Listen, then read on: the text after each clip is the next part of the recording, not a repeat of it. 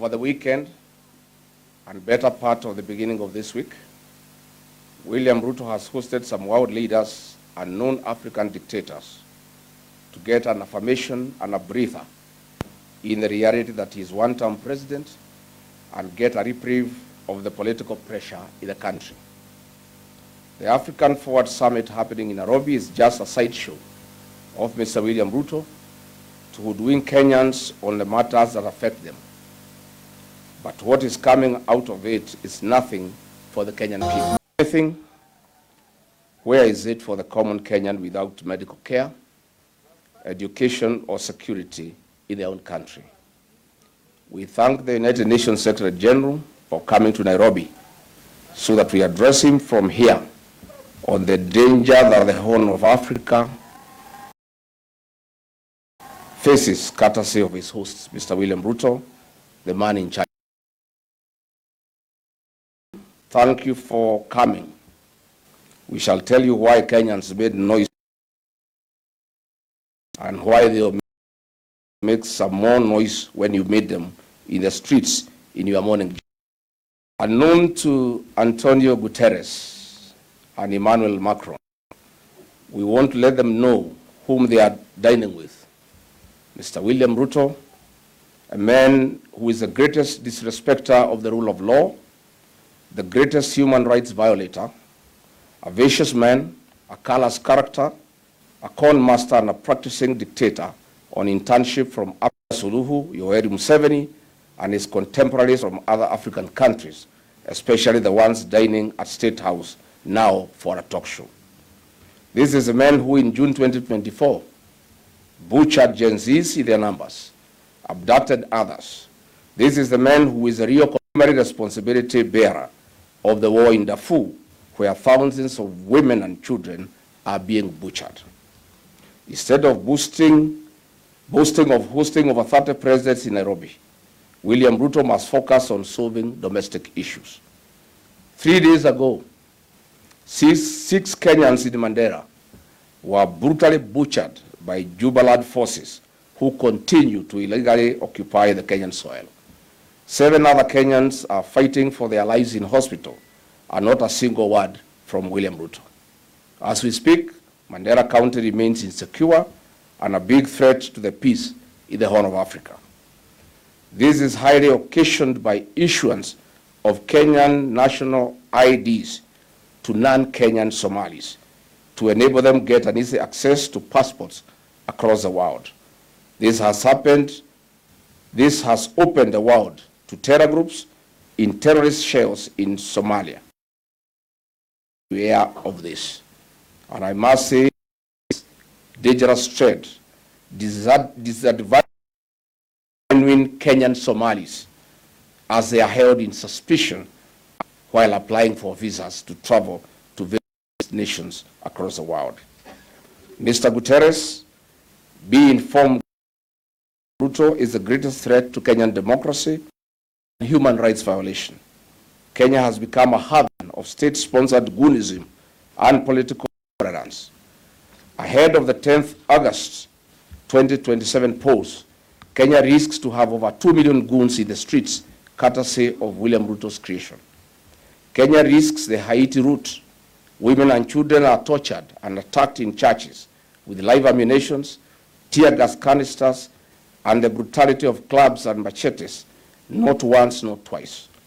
Businesses belonging to certain communities are being torched by goons under police escort, and the president remains silent. Mr. William Ruto is, in a mischievous way, creating electoral fear and voter suppression. Kenya risks slipping into anarchy. Might William Ruto be tempted to rig elections that he is about to lose? We urge the world, and especially the UN Secretary General, that the actions and omissions of President William Ruto ahead of 2027 polls.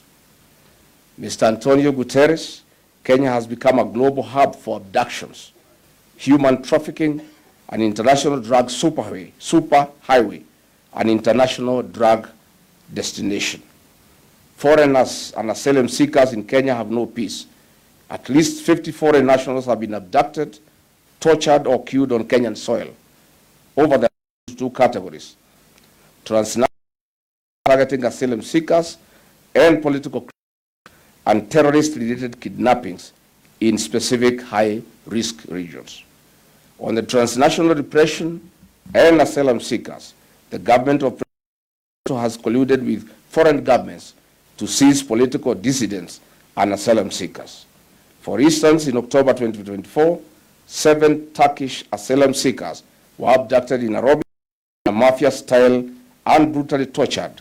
4 were forcibly returned to Turkey, despite international criticism regarding the principle of non-refoulement. In October 2024, Ugandan opposition leader Dr. Kiza Besigye was abducted in Nairobi and deported to Uganda to face political charges in the U.S. In January 2025, a Tanzanian journalist, Maria Sarungi, was abducted in Nairobi and was headed to Tanzania for charges and jail under Samia Suluhu, but Kenyans stopped it. Nationals from Southern Sudan, Ethiopia, Tanzania, and Rwanda have been targeted for their political activism or criticism of their home governments. They are not safe in Kenya. On William Ruto's dalliance with M23 rebels, the DRC president was visibly uncomfortable visiting Kenya for the summit, and thereafter he stayed for President Museveni's inauguration, a clear statement of his discomfort with Kenya's interference in DRC Congo. On the issue of peace in the Horn of Africa, Mr. Guterres, now that we are here in Kenya, we have severally warned about the war in Darfur, Sudan, Southern Sudan, DRC conflict, and Somalia. We have also spoken about Ruto's involvement through his good and direct assistance to rebels, especially Mr. Hemeti. Mr. Guterres, yesterday, you described the Sudan crisis as a nightmare and a carnage spilling out of control. You called for immediate ceasefire. You also condemned external interference.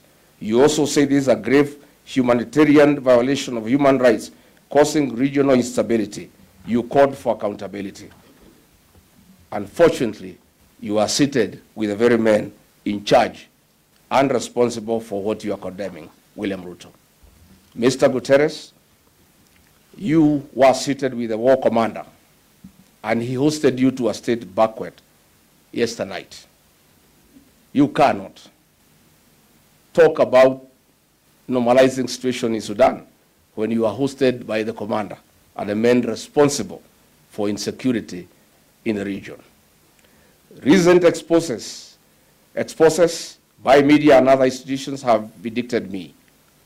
The following is the list of criminals from Somalia, Zimbabwe, Southern Sudan, and Sudan who have been issued with Kenyan diplomatic passports, and they are housed here in Nairobi by William Ruto, and they continue to cause havoc in their countries. Children and women in Sudan and DRC are crying because of his actions with M23. The media will be giving you a list of criminals, national criminals, most facing sanctions, drug traffickers that have been issued by passports, the worst minister for interior since independence. A man for the right price will sell the world. We'll be giving you that list so that you can also cross-check. The world must know that Kenya is an international and destination as well.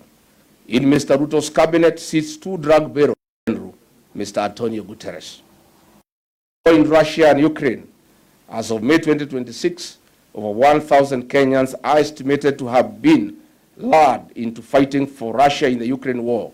Deaths reported. Many are tricked by force of William Ruto and some of his cabinet secretaries who are actively involved in these matters. Of this atrocity must face the law. To the president, in the presence of Emmanuel Macron from France, it is important we let you know why Kenyans made noise to you at the University of Nairobi Taifa Hall. Disrespect or hatred, they had a message for you to French farms to a tune of Kenya shilling 7 billion being proceeds of crime, as their children are not in school and they have no food on the table. Mr. Macron, on September 30, 2020, ordered President Uhuru Kenyatta road. However, the DO by President William Ruto administration even before the contractor commenced works, ushering in Chinese to give room for corruption. The entry of the Chinese contractors, CRBC, came after in April last year. Based on reports emerging in May 2026, the Auditor General has flagged of approximately 7.3 billion Kenya shillings from the fuel levy intended for road maintenance to pay French firms for the cancellation of the Rironi-Mau Summit toll road contract. Mr. Macron, your French firms had a contract of 150 billion for a bigger scope, 200 billion on a smaller scope, creating a 50 billion fund for corruption by William Ruto and the Chinese contractors. But your biggest interest and the reason why your French firms accepted cancellation of the Rironi-Mau Summit was to get 7 billion shillings without doing anything at all. Mr. Macron, you are an accomplice in the 7 billion Kenya shillings theft from the people of Kenya. That is the money you have actually come to negotiate, not the summit that you are attending. Kenyans, this is a message Kenyans was passing to you yesterday. Kenyans are asking you not to leave our borders with this money. We need it to pay school fees. Mr. Macron, if Kenyans the children of Meru County risk missing going to school because is demanding 64 million shillings from the county administration. This is Mr. Ruto knows about this hotel more than enough. Informed that the military pact that you signed with Mr. Ruto in 2025 on defense cooperation has caused the construction of the Rironi-Mau Summit because Mr. William Ruto wants delivered to him in cash. But the CRBC are demanding the contract first before they give the money, and William Ruto is demanding the money before he gives the contract.